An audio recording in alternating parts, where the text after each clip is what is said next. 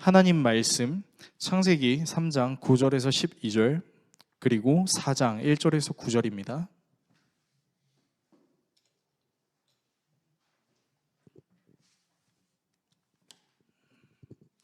구약성경 3페이지 내지는 4페이지에 있는 두 문장을 한 절씩 교독하시고 마지막 저는 같이 읽겠습니다.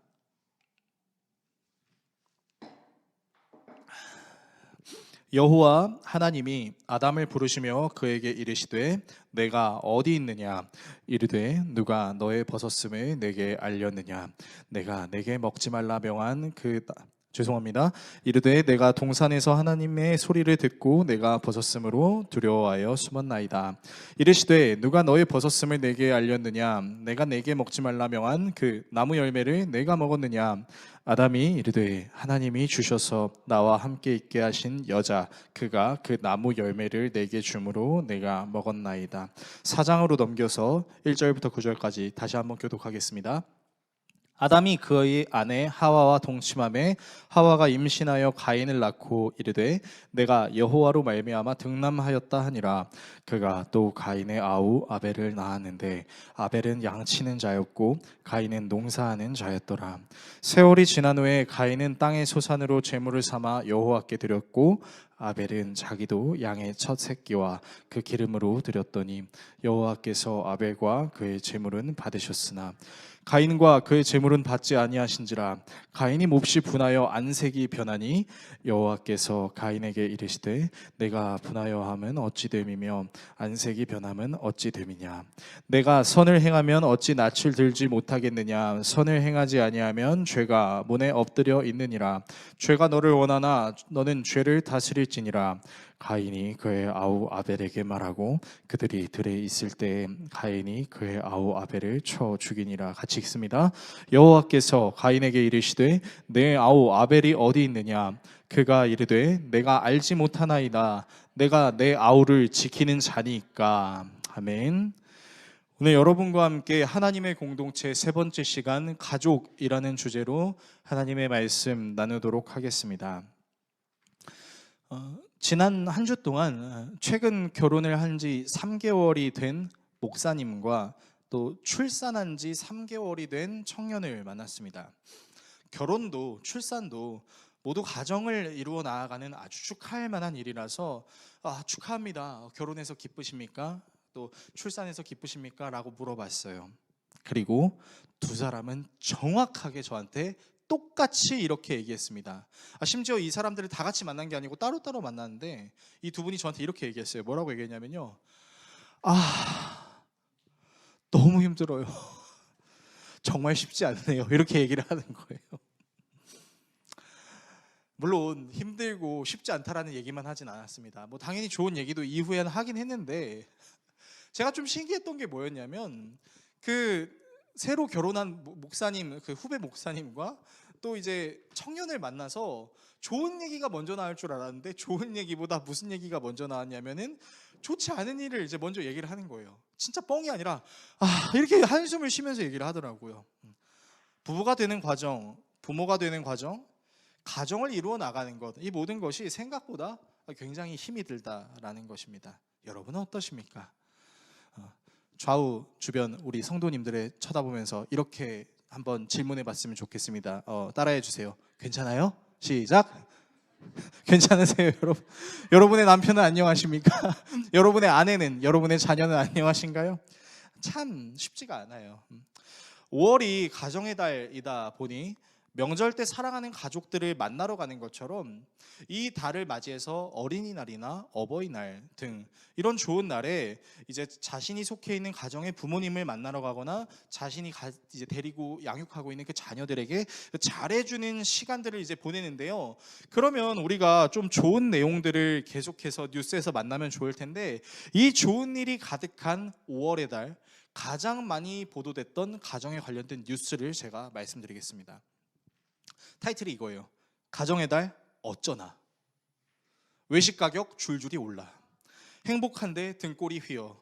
5월 카네이션은 특수. 남은 꽃은 중고거래 해야지. 여러분, 이게 가정의 달 때 많이 나왔던 뉴스의 내용 중 하나라는 거예요. 그러니까 가족을 사랑하고 챙기는 일이 마냥 행복하기만 하면 좋겠지만 때로는 가족을 섬기는 일이나 챙기는 일이 정말 부담스럽게 느껴지는 이 상황이 참 아이러니하기도 합니다. 이런 상황에 대해서 성경은 우리에게 뭐라고 말할까요? 아마 여러분들은 이런 설교를 많이 들으셨을 겁니다. 에베소서나 골로새서 내지는 여러 성경들을 통해서 가족은 섬김의 대상, 헌신의 대상입니다 라고 이야기하는 내용들을 많이 들으셨을 거예요. 물론 그 성경의 내용이 틀린 것은 아닙니다. 당연히 가정은 그래야 합니다. 그런데요, 놀랍게도 성경에서 언급되고 있는 가족의 첫 번째 모습을 한번 생각해 보시기 바랍니다. 오늘 우리가 읽은 본문 말씀에 두 가지 내용이 다루어져 있죠. 아담과 하와가 하나님을 대면하는 장면과 그리고 아담과 하와의 자녀였던 가인과 아벨의 사건을 다루고 있습니다. 자, 그런데 놀랍게도 성경은 아담과 하와가 서로를 사랑했다, 정말 죽고 못 살았다, 검은 머리가 팥뿌리가 될 때까지 사랑했다, 가인과 아벨을 낳았다, 금이야 옥이야 쪽쪽 빨았다, 너무 사랑했다, 잘하는 것만 봐도 배가 불른 그런 경험을 했다, 아무것도 기록이 돼 있지 않아요. 아담과 하와를 만나고 나서 가장 처음에 겪는 일이 뭐냐면은 선악과를 먹고 서로 탓을 하고 서로의 보고 있는 그 아름다운 몸을 보면서 수치로 여긴다는 겁니다. 그리고 그 수치로 여겼던 남자와 여자가 한 몸을 이루어서 자녀를 낳았는데 그 자녀가 하는 행동이 자녀들끼리 사랑하는 게 아니라 자기 분에 못 이겨서 형 가인이 가우 아벨을 쳐 죽인 내용이에요. 여러분, 성경은요 아주 현실적입니다. 놀랍게도 성경에서 말하고 있는 가족의 첫 번째 모습은 고통 그 자체예요. 그러니까 성경은요 가족이 축복이다라고만 말하고 있지는 않다라는 것입니다. 저는 오늘 본문 내용을 통해서 여러분들에게 강해 설교를 하려는 것은 아니고요, 이 성경 문장을 토대로 성경이 말하는 실제적인 가족에 대한 얘기를 좀 하고 싶습니다. 그래서 저는 여러분들에게 어쩌면 희망적이지 않은 메시지를 지금부터 증거할지도 모르겠습니다. 그렇지만 여러분이 매우 공감할 겁니다. 그리고 여러분들이 적어도 한 번 이상은 경험해 봤었던 가족의 모습들을 돌아보는 시간을 가질 겁니다. 오늘 여러분과 함께 나누고 싶은 말씀의 내용 첫 번째는 가족은 고통스러운 것이다. 두 번째는 가족은 책임질 수 없는 것이다. 세 번째는 그러나 가족은 하나님이 함께 하시는 것이다 라는 것입니다. 고통스러운 가족, 책임질 수 없는 가족, 하나님이 함께 하시는 가족, 이 세 가지 내용을 여러분과 함께 나누고 기도하는 시간을 갖도록 하겠습니다. 첫 번째는 고통스러운 가족입니다. 자, 성경에 등장하는 최초의 부부가 아담과 하와예요. 그리고 최초의 자녀는 가인과 아벨이죠.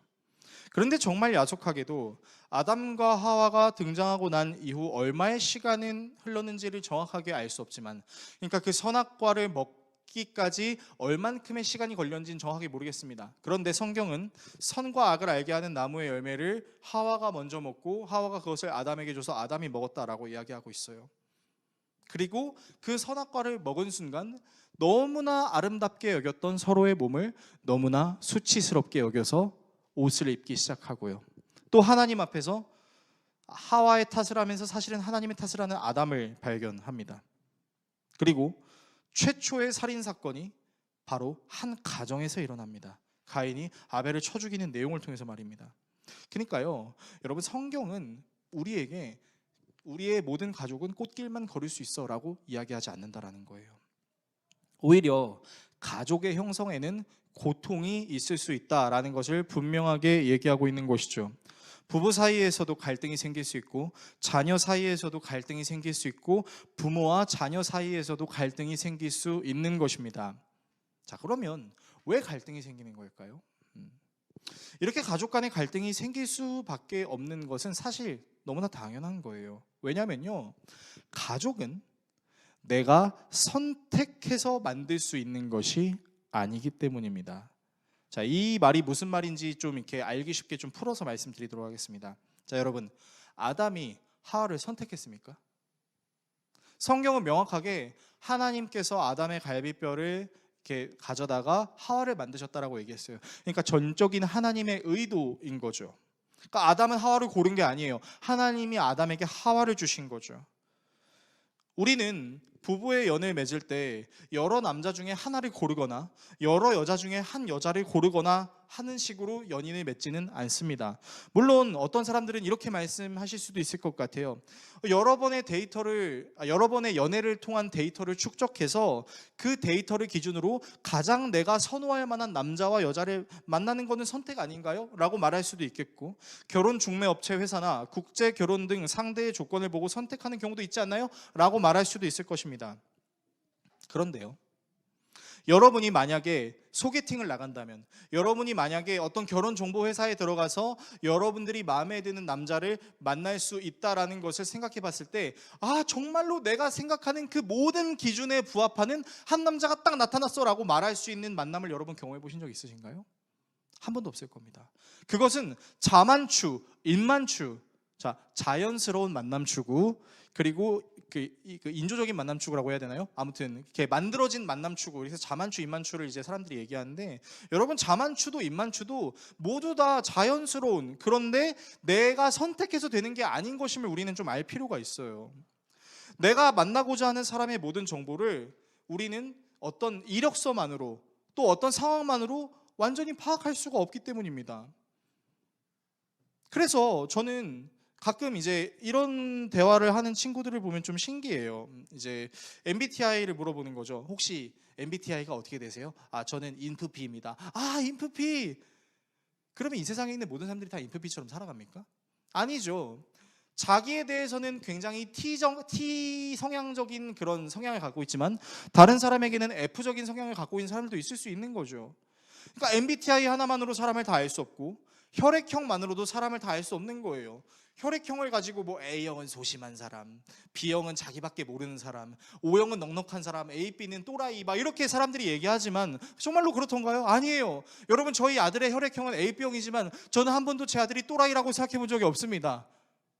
여러분들도 그러시지 않습니까?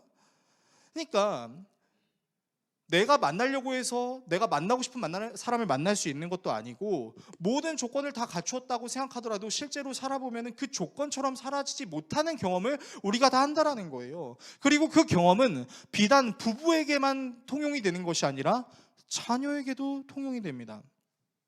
지금 여기 계신 자녀를 데리고 계신 우리 부모 성도 여러분께 질문해 보겠습니다. 여러분이 아들, 딸 가질 거라고 확신하셨나요? 임신하셨습니다. 아이가 자라요. 아들일 거야. 아들 이래서 진짜 아들이 나오는 경험을 해보신 분도 계시겠지만, 아들이 아니라 딸이 나오는 경험을 해보신 분도 있을 겁니다. 그러니까 우리는 임신하면서도 모르는 거예요. 아들이 나왔으면 좋겠고 딸이 나왔으면 좋겠는데, 아들이 나올지 딸이 나올지는 우리가 예상할 수가 없다라는 거예요. 그리고 한 번 관계를 가졌는데 떡하니 아이가 생기는 경우도 생길 수 있지만, 수십 번의 관계를 가졌음에도 불구하고 아이가 생기지 않고, 심지어 아이를 너무나 갖고 싶어서 시험관 시술을 수도 없이 도전해도 여전히 아이가 생기지 않는 경우들도 분명히 존재한다는 거예요. 과학으로 증명할 수 없는, 도대체 이런 현상이 왜 나에게 일어나나 라고 생각이 들 수밖에 없는 환경도 있다는 것이죠. 그러면 여러분 한번 생각해 보세요. 아담과 하와가 이제 한 몸을 이루어서 임신했습니다. 아담은 아들을 갖고 싶었을까요? 딸을 갖고 싶었을까요? 좀 물어보고 싶어요. 나중에 천국에 올라가서 아담 형은 딸이 좋았어, 아들이 좋았어? 이렇게 되게 물어보고 싶어요. 제가 되게 쓸데없는 호기심을 갖고 있는 건가요? 아니, 그렇잖아요. 아담은 그런 생각 안 해봤을까요? 그때 당시는 초음파 검사도 없었습니다. 요즘에는 16주 차만 지나가면은 이제 초음파로 검사를 하면서 혹시 성별을 알고 싶으세요? 라고 얘기하면 알려주세요. 이러면 뭐가 달렸네요? 없네요? 이렇게 얘기를 해준단 말이에요.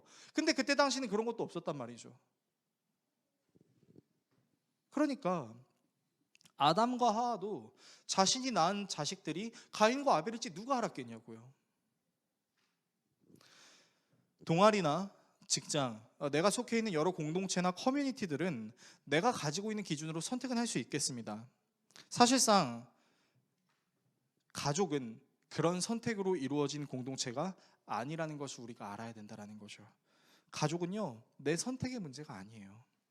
심지어 여러분들의 출생도 여러분들의 선택 때문에 이루어진 것이 아니었습니다. 질문하겠습니다. 자, 여기서 나 태어나고 싶어 해서 태어나신 분 계세요? 여러분은 여러분이 태어난 이유를 모를 거예요. 저도 알아가고 있는 과정이에요. 우리 모두가 다 알아가고 있는 과정이에요.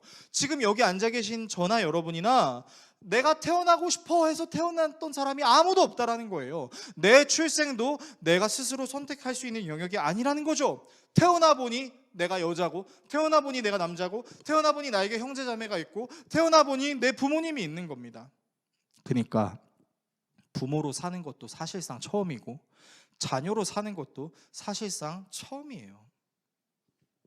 문제는 선택할 수 없는 관계라면 그나마 좀 비슷했으면 좋겠다라고 생각하기도 하지만 너무 신기한 게 여러분, 가족은요 진짜 달라요.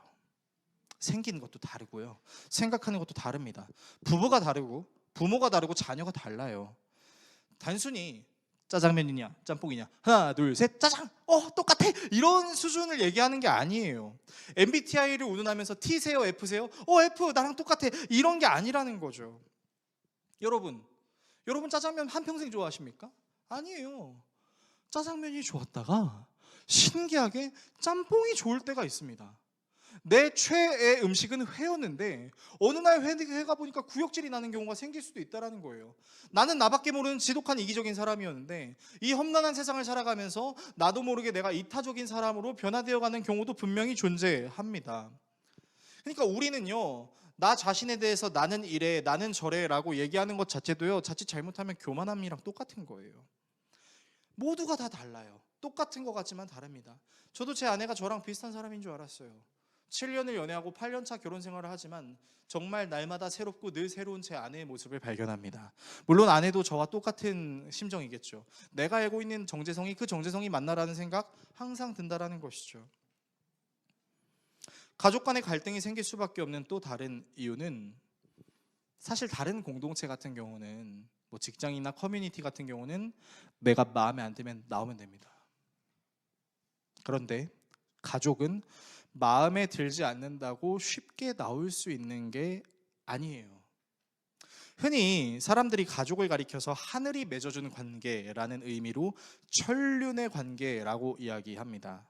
아까도 서로 이야기를 나눴던 것처럼 이 가족의 형성은 모든 게 다 내 선택대로 되는 것이 아니라는 것이죠. 그래서 우리는 가족을 생각할 때 누가 가르쳐주지 않아도 우리는 가족에 대해서 이렇게 생각해요. 어떻게 생각하냐면, 진짜 미워 죽겠고 진짜 싫은데 가족이잖아 라고 생각합니다. 너무 미워하는 마음이 올라옴에도 불구하고 자꾸만 미워질 수밖에 없는 이유가 있다면, 가족이 그렇게 서로 다름에도 불구하고 항상 가족에 대한 기대치라는 것이 있습니다. 그리고 그 기대치가요, 다른 사람에게는 별로 없을지 몰라도 내 사랑하는 부모, 내 사랑하는 부부, 내 사랑하는 자녀에게는요, 그 기대치가 엄청 클 수밖에 없습니다. 내 부모님이니까, 내 자녀니까 이랬으면 좋겠다라는 개인적인 기준들도 상당히 높습니다. 그런데 서로에 대한 기준이 상당히 높으면 사실은 서로를 굉장히 존중해야 됨에도 불구하고 가족은 안 그래요. 가족은요, 서로를 사실 그렇게 존중하지 않습니다. 굉장히 민낯을 보여줘요. 사랑하는 우리 자매님들, 외출하실 때 항상 하시는 게 있습니다. 화장을 하시죠. 그 화장을 자기가 이뻐서 화장하시는 분도 계시겠지만 대부분 화장을 뭐라고 생각하시냐면 예의라고 생각해요. 근데 그 예의를 왜 집에서 안 차리세요? 그렇지 않습니까? 형제들은 어떻습니까? 형제들 나가서 엄청 젠틀해요. 뭐 이게 자기가 일하는 그 종사하는 분야에서 뭐 동료 직원들에게 되게 친절하고 모르는 사람들에게 진짜 친절해요. 근데 왜 자기 아내한테는 안 친절한 거죠? 그렇지 않습니까? 지나가는 사람에게는 굉장히 친절하게 대하면서 나한테는 말 한마디도 이쁘게 안 해주는, 남편이 아내에게, 아내가 남편이, 부모가 자녀에게 왜 그렇게 하냐 라고 하면 다 뭐라 그래요? 내가 집에까지 와서 이렇게 해야 돼? 다 이렇게 얘기한단 말이에요. 그러니까 집에서는요, 되게 웃긴 게 서로에 대한 기대치들은 굉장히 높은데 그 기대치를 충족시켜줄 생각은 안 하고 자기 자신의 그 욕망과 자기 자신의 본능에 되게 충실한 민낯의 모습으로 있다라는 겁니다. 왜요? 가족이니까요. 아담과 하와도 선악과를 먹음으로 에덴 동산에서 쫓겨나긴 했지만 그렇다고 해서 함부로 갈라지진 않았어요. 왜요? 가족이니까요. 그러나 가인이 아벨이 너무 미워서 결국에는 죽였던 것처럼 여러분, 우리는 겉으로 티내지는 않더라도 마음속 깊이 사실은 내 남편의 이게 너무 싫어, 내 아내의 이게 너무 싫어, 내 자녀의 이게 너무 싫어, 내 부모의 이게 너무 싫어 라고 말할 수 있는, 그러나 함부로 티낼 수 없는 그런 감정과 생각들이 있어요. 그래서 가족 관계를 가리켜 애증의 관계라고 이야기합니다.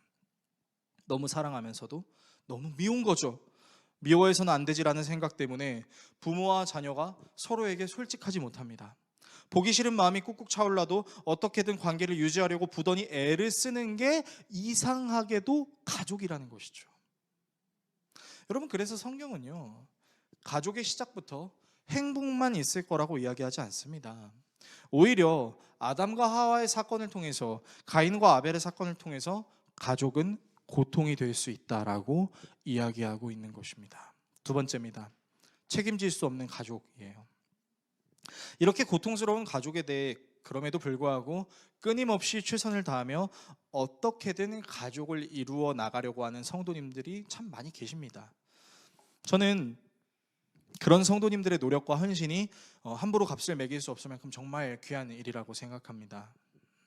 그런데요, 조금은 절망적일 수도 있지만 매우 현실적인 말씀을 여러분께 좀 드리고 싶습니다. 오늘 계속 설교하면서요, 좀 은혜가 되고 도전이 되는 하나님의 말씀을 좀 증거했으면 좋겠는데, 제가 계속 고통에 대한 얘기를 하고 있어서 좀 마음이 불편하지만 그래도 좀 말씀을 드려야겠어요. 여러분, 가족을 위해 정말로 최선을 다하는 마음, 그 마음 안에 내가 사랑하는 남편이, 내가 사랑하는 아내가, 내가 사랑하는 부모와 자녀가 내 뜻대로 행동했으면 좋겠다라는 마음이 있을까요, 없을까요? 여러분, 사실 다 있습니다. 가족을 위해서 최선을 다합니다. 당신이 하고 싶은 대로 했으면 좋겠어, 당신이 원하는 대로 해 라고 이야기합니다. 그런데 그 안에는요, 그럼에도 불구하고 내가 기대하는 부분도 채워줬으면 좋겠어 하는 내 기대치가 분명히 존재합니다. 어떤 분들은 이렇게 얘기하실 수도 있을 것 같아요. 목사님, 저는 제 아내가 하고 싶은 걸 하는 게 제가 하고 싶은 건데요. 자, 그래서 제가 물었어요. 그러면 성도님의 아내가 하고 싶은 게 없으면 그때 기분이 어떠세요? 그러니까 말을 못 하더라고요. 그러니까 아내가 하고 싶은 대로 해야만 하는 것이 자기의 강박관념이 되어서 아내가 하고 싶은 대로 해야만 자기의 직성이 풀리는 거죠. 여러분, 이것도 때로 교만이 될 수 있고 자신의 기대치가 될 수 있는 겁니다. 아담이 하와를 뼈 중에 뼈, 살 중에 살로 여겼다라는 말이 자기 자신과 같이 여겼다라는 말인 것을 우리는 말씀을 통해서 나눴어요. 그런데 여러분, 생각해 보세요. 상대방을 자기 자신과 같이 여긴다는 것 안에는요, 상대방이 내 뜻대로 됐으면 좋겠다라는 욕망이 들어있을 수도 있다는 것을 우리가 생각해야 됩니다. 마치 비싼 돈을 주고 좋은 물건을 샀을 때 그 물건이 내가 하고 싶었던 것들을 하게 해줄 것을 기대하는 것처럼, 내가 열심히 상대방을 사랑하면 상대방이 내 사랑을 알고 내 뜻대로 움직였으면 좋겠다라는 마음이요, 사실은 마구마구 생깁니다. 단지 그거를 티를 내지 않는 것뿐이죠. 그래서 부부가 다툴 때 제일 많이 하는 말이 무슨 말인지 아세요? 다툴 때면 꼭 이렇게 말해요. 당신은 왜 당신 생각만 해? 항상 이렇게 다툽니다. 그러면서 그 말을 들은 사람이 이렇게 화답을 합니다. 어디까지 내가 맞춰줘야 되는데? 되게 웃기죠. 여러분, 이런 일 안 겪어보셨어요? 저만 겪는 거예요? 저 지금 회고하고 있는 건가요? 여러분, 그렇지 않습니까? 왜 당신 생각만 해? 어디까지 맞춰줘야 되는데? 우리 다 그런 얘기 하잖아요. 근데 이게 비단 부부만의 일일까요? 여러분, 부모님이 어린 자녀들을 양육할 때 제일 많이 하는 말이 무슨 말인지 아세요? 왜 아빠 엄마 말을 안 들어? 이 말 진짜 많이 합니다. 그러면서 이렇게 뒤를 이어서 이야기합니다. 도대체 몇 번을 말해야 알겠어? 와, 여러분, 좀 소름 돋지 않으세요? 그래서 그런 부모 때문에 지치고 힘든 자녀들이 나중에 커서 이런 노래를 불렀었죠. 과거에. 어른들은 몰라요? 아무것도 몰라요. 마음이 아파서 그런 건데, 내 마음 좀 알아달라고 그런 건데, 내가 언제 뭐 해달라고 했어? 내 마음을 알아달라고 그런 건데. 사랑하는 나의 가족이니까 기대치를 갖는 건 사실 당연하죠. 내 아내가 이랬으면 좋겠고, 내 남편이 이랬으면 좋겠고, 내 자녀들이 험난한 세상 속에서 건강하게 잘 자랐으면 좋겠다는 욕심 당연히 내야 됩니다. 그렇게 살려고 최선을 다해야 되는 게 맞습니다. 그런데 그 안에 내 뜻대로 됐으면 좋겠다라는 욕망이 점점 더 커지기 시작하고, 상대방을 나와 똑같은 동일한 존재로 여기는 것을 넘어서서 그냥 내가 바라는 대로 됐으면 좋겠다라고 변질되기 시작하면, 우리가 사랑해야 될 가족은 내 기대치를 충족시켜줘야 되는 대상으로만 생각되기 시작합니다. 정작 내 자녀가, 내 부모님이, 내 사랑하는 남편과 아내가 원하는 것이 무엇인지는 궁금해하지 않는 채 자신의 욕망에만 집착하게 되는 것이죠. 그리고 이런 현상이 지속 반복됩니다. 자녀가 어렸을 때 부모의 책임 안에 자라는 것처럼, 시간이 흘러 자녀가 장성하면 늙어버린 부모를 책임져야 하는 상황이 오면 자녀들이 너무 소름 돋게 부모님들한테 이렇게 얘기합니다. 어떻게 얘기하는지 아세요? 아빠, 엄마, 좀 내 말대로 해. 우리가 과거에 들었던 말이죠. 얘야, 아빠 엄마 말대로 해. 아빠 엄마 내 말대로 해. 시간이 지나면 또 그렇게 반복이 된다라는 거예요. 제발 우리 말 좀 들으시고, 아버지 어머니 고집 좀 부리지 마시고 제발 우리 뜻대로 좀 하세요. 그렇게 얘기한다라는 거예요. 그리고 그런 부모를 선하게 챙기는 행위 안에도 부모가 내 뜻대로 좀 행동했으면 좋겠다는 욕망이 투영됩니다. 그리고 절대로 자녀의 뜻대로 행동하지 않는 부모의 모습 때문에 갈등이 일어나기도 합니다. 서로가 서로를 자신의 욕망대로 움직이게 할 수 없다라는 사실은, 다른 말로 이야기하면 서로가 서로를 위해서 굉장히 최선을 다하더라도 서로의 인생을 완벽하게 책임질 수 없다는 말로도 해석할 수 있습니다. 여러분, 내가 할 수 있는 도리는 할 수 있죠. 그런데 그 도리가 내 사랑하는 아내의, 남편의, 자녀의, 부모의 삶을 당연히 풍족하게 해줄 수 있다라고 함부로 말할 수 있는 건 아닙니다. 그리고 그 도리를 열심히 했음에도 불구하고 그 도리가 잘못 적용되면요, 부부가 서로 미워하고 부모와 자녀가 갈등 속에 있고, 그리고 자녀가 부모를 굉장히 싫어하게 되는 거죠. 그래서 여러분, 엄밀히 말씀드리면요, 죄송한 말씀이지만 가족은요, 서로에게 구원의 대상이 될 수 있는 존재는 아니에요. 내 남편만 있으면, 내 아내만 있으면, 내 자녀만 있으면, 내 부모님만 있으면 그래도 내가 살만하지 않을까? 아니요. 오히려 부모를 상대하면 상대할수록, 자녀를 상대하면 상대할수록, 부부를 상대하면 상대할수록 분명히 알게 되는 사실은요, 내가 이 사람을 너무 좋아하는 것은 사실이지만, 내가 이 사람을 너무나 사랑하고 싶은 것은 사실이지만, 나는 이 사람의 모든 것을 다 받아줄 수 없는 존재라는 사실을 뼈저리게 깨닫습니다. 그래서 결혼했을 때 검은 머리가 팥불이 될 때까지 당신을 사랑할게 라고 그렇게 뜨거운 사랑을 외쳤던 부부가 나중에 늙어서 어떻게 살아요? 에휴, 정으로 사는 거지 뭐, 다 그렇게 얘기를 하는 거죠. 사실은 정으로 사는 게 아니라 더 사랑하려고 애는 쓰고 있지만 아는 거죠. 너무나 사랑하지만 사실은 내가 책임질 수 있는 존재는 아니라는 것. 내가 부모로서, 내가 부부로서, 내가 자녀로서 할 도리는 할 수 있지만 그 사람의 인생 자체를 내가 책임질 수 있는 것은 아니라는 사실. 그 사람을 내 뜻대로도 움직일 수 없는데, 하물며 나 자신도 내 몸 하나 건사하는 것도 내 뜻대로 할 수 없는 연약한 존재인데 내가 누구를 책임집니까?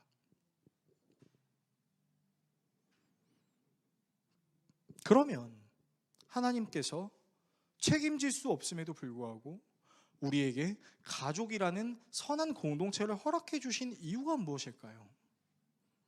저는 성경을 읽으면서 계속해서 떠오르는 것이 무엇이었냐면, 여러분, 최초의 공동체인 가족을 통해서 배울 수 있는 건, 나에게 허락된 최초의 공동체가 가정이고 그 가정에게 내가 사랑을 실천하는 것을 배워야 하는 것입니다. 하나님께서 가족이라는 공동체의 사랑을 실천하시기 위해서 나를 부르셨다라는 거예요. 그러니까 여러분, 가족은요, 내가 선택해서 만드는 게 아니라 하나님께서 나를 부르셔서 하나님이 가르쳐 주신 사랑을 실천하게 만드는 최초의 공동체라는 겁니다. 사랑하는 사람에게 자신을 온전히 내어줌으로 상대방이 내 뜻대로 살았으면 좋겠다는 욕망을 표출하는 것이 아니라 상대방이 어떤 모습을 가지고 있든 어떤 형태로 성장해 가든 어떤 기질을 갖고 있든 그것을 내가 뜯어 고치려고 하는 것이 아니라 그 기질을 받아들이고 성장하는 과정에서 사랑으로 존중하며 함께 살아가도록 하나님께서 그 사랑을 가르쳐 주시고 실천하라고 우리를 부르시고 보내신 자리가 바로 가족이라는 거예요. 그러니까요, 여러분, 가족은 내가 책임져야 될 대상이 아니라 나를 책임지시는 하나님의 사랑을 표현하고 하나님께 전적으로 내 가족을 맡겨드려야 하는 거죠. 우리는 하나님이 가르쳐 주신 사랑을 나의 피부치에게 실천하는 것일 뿐 그 가정을 책임지시는 것은 바로 하나님이라는 사실입니다. 그래서 사도 바울이 에베소 교회 성도들에게 이제 가족에 대해서 편지를 보내죠. 여러분들 많이 읽어보셨잖아요. 아내들이여 남편에게 순종하라. 남편들이여 아내들에게 그리스도께서 교회를 위해서 자신의 주심과 같이 하라. 자녀들이여 부모에게 순종하라. 부모들이여 자녀들을 노엽게 하지 말라. 자, 근데 이 모든 말씀에 한 가지 공통점이 있다는 사실 알고 계세요? 정확하게 에베소서 5장에 이 내용들이 열거되는 그 문장 맨 앞에는 이 문장이 나와 있습니다. 무슨 문장이 나와 있냐면 그리스도를 경외함으로 피차 복종하라 라는 말이 나와 있는 거죠. 여러분, 그리스도를 경외한다는 말이 무슨 말이죠? 하나님을 하나님으로 여기라는 말이에요. 우리는 하나님을 흉내낼 수 있는 가족이라는 공동체는 얻었지만 하나님 자체가 될 수는 없습니다. 가족은 내가 구원하는 것이 아니라 하나님께서 구원하시는 것입니다. 하나님께서 사랑하는 우리 가족의 모든 인생에 책임져 주시는 거고 인도하시는 것일 뿐 우리는 하나님께서 허락하신 그 가족이라는 공동체 안에서 그리스도를 경외함으로 하나님을 하나님으로 알고 그 하나님께서 가르쳐 주신 것을 실천하는 겁니다. 그래서요, 정리해서 말씀드립니다. 가족은요, 내가 책임져야 될 공동체가 아니라 하나님이 부르신 사랑을 실천하라고 부르신 공동체라는 사실입니다. 세 번째입니다. 하나님이 함께 하시는 가족입니다. 여러분, 우리는 말씀을 함께 나누면서 가족은 내가 구원해야 될 대상이 아니라 책임을 하나님께 맡겨드리고 내가 할 수 있는 선에서 모든 도리를 하며 사랑해야 되는 가장 처음의 공동체라는 사실을 나눴어요. 그런데 이 설교가 어쩌면 여러분들 중에는 굉장히 불편하게 느껴지는 성도님들이 있을 거라고 생각합니다. 아마 이렇게 저한테 말할 수 있을 것 같아요. 목사님은 제가 속해 있는 가족 경험해 보시지 않으셨잖아요. 목사님은 그런 삶 살아보지도 않았으면서 어떻게 그렇게 말씀하세요? 제가 얼마나 가족 때문에 힘들어하고 어려워하고 있는지 알고 계신가요? 라고 말할 수 있을 것이죠. 근데 여러분, 저는요, 여러분이 자녀들에게 화내지 말라고, 부모님께 함부로 하지 말라고, 어떻게든 이혼하지 말고 버티며 무조건 사랑을 실천하라는 차원에서 이 설교를 하는 게 아닙니다.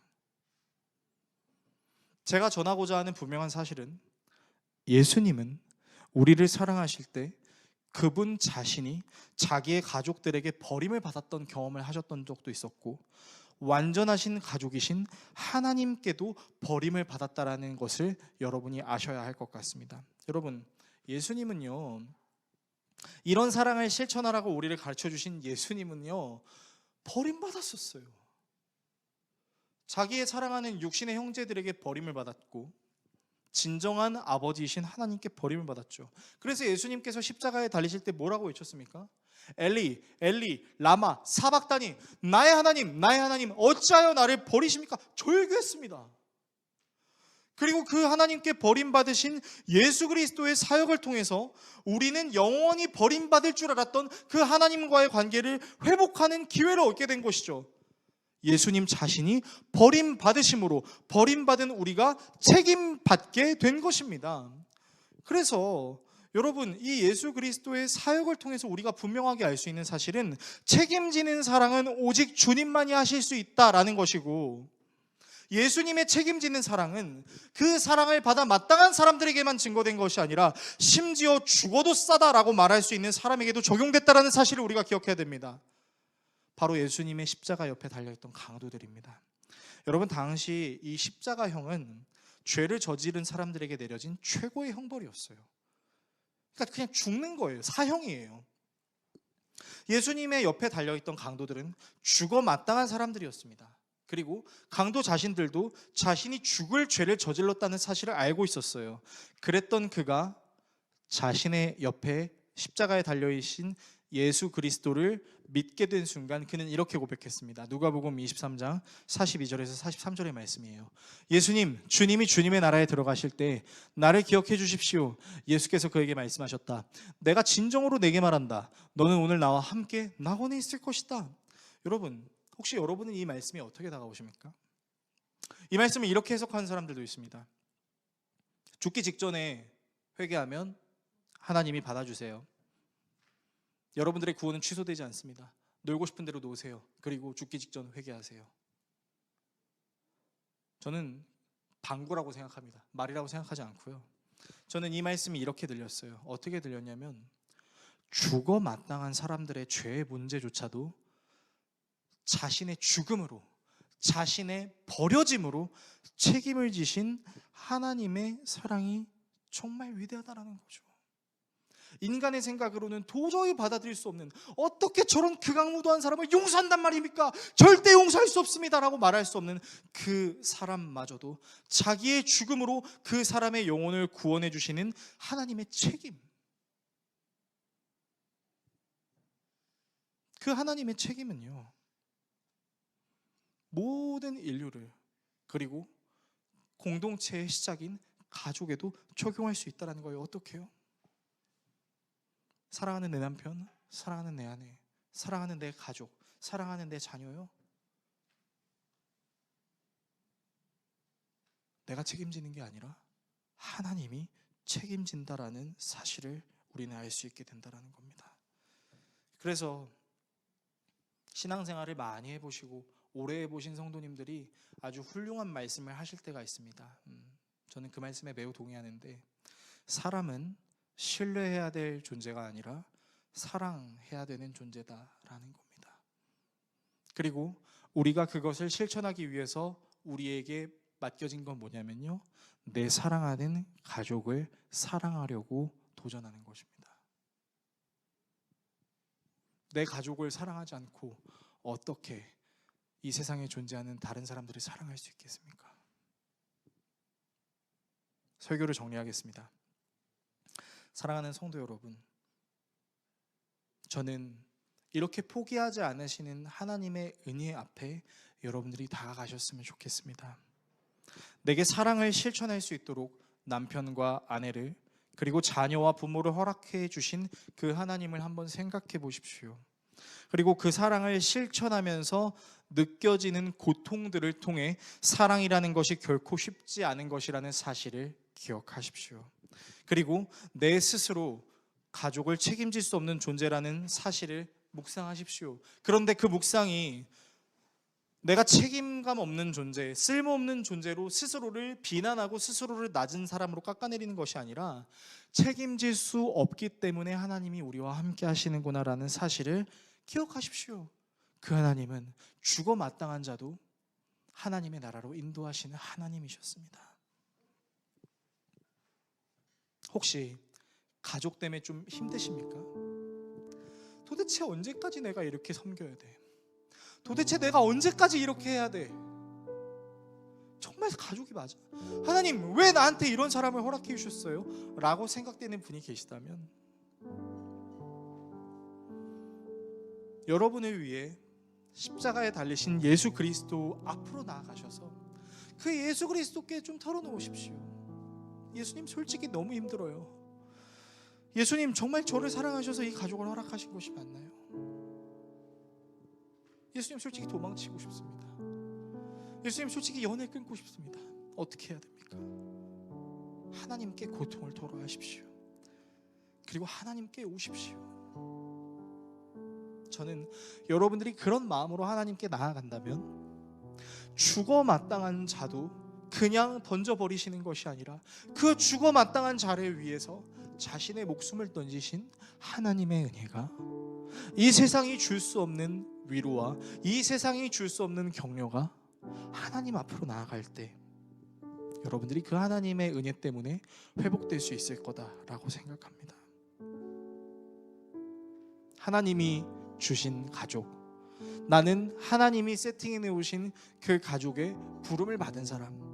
내가 해야 되는 건 가족으로서의 도리를 다하고 그 다음은 하나님께 맡겨드리며 하나님과 함께 웃고 하나님과 함께 울고, 그렇게 하나님께서 우리 가족의 모든 삶을 책임져 주시는 것을 날마다 경험하는 은혜들이 여러분들에게 있기를 간절히 소망합니다. 그래서 여러분들의 가족을 날마다 하나님께 올려드리고 여러분들이 할 수 없는 영역을 하나님께 맡겨드리십시오. 그리고 하나님의 일하심을 기다리십시오. 함께 기도하겠습니다.